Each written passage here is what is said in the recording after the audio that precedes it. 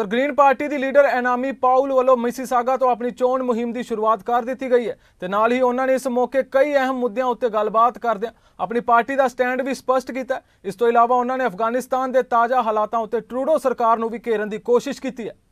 And it's exactly why I am so concerned to have heard about the recent anti-Semitic attacks that have happened in the last day or two.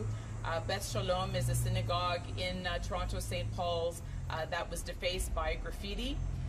This is a synagogue actually that I have been at more than once for the bar and bat mitzvahs of friends of mine who attended a school not too far away from here. As a federal leader and as a Jewish person, I'm extremely concerned about the rise in anti-Semitism. I was very saddened and concerned to hear about the defacing of posters of 2 Liberal candidates in Montreal. And so let me say now what I always say, which is that anti-Semitism has no place. It should have no room to grow in Canada. We need to denounce it collectively. We need to call out hate whenever we see it. Silence emboldens the hate. And members of the Jewish community are counting on every person in Canada to raise their voice whenever these incidents happen. I also wanted to briefly mention a situation which continues to unfold and which has got to remain front and center on the minds of people in Canada, and that is the situation in Afghanistan. We heard yesterday from our Prime Minister in his own words that it would be now virtually impossible for Canada to rescue the Afghan people who helped our military and their families, given that the Taliban has completely taken over Afghanistan, given that they control the borders and the checkpoints. And this was a completely foreseeable situation. Our veterans warned about this situation, and yet Mr. Trudeau and his government did nothing.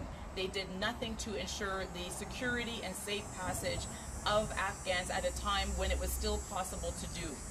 Instead, what he did was he called this election. He called an election. He strode out of Rideau Hall having just been briefed on the terrifying situation on the ground. And he went out and decided that the best use of his time and his Minister of Defense was to travel the country fighting an election instead of fighting for the lives of our friends and allies who helped us in Afghanistan. And so I called for an emergency leaders debate on this issue, and I'm calling for one again, exactly because this is not the way we treat our allies. This is not the way we treat our friends who have put their lives in danger in order to be of help and of service to people here in Canada. Those are not our values. And so I ask us not to forget about the people who have been stranded and left behind in Afghanistan, and to insist that there is a plan that ensures that we speed up visas, that we get safe passage, and that the Taliban receives no recognition from our government whatsoever until they guarantee respect for fundamental human rights and the safe passage and exit for every Afghan helper and their families.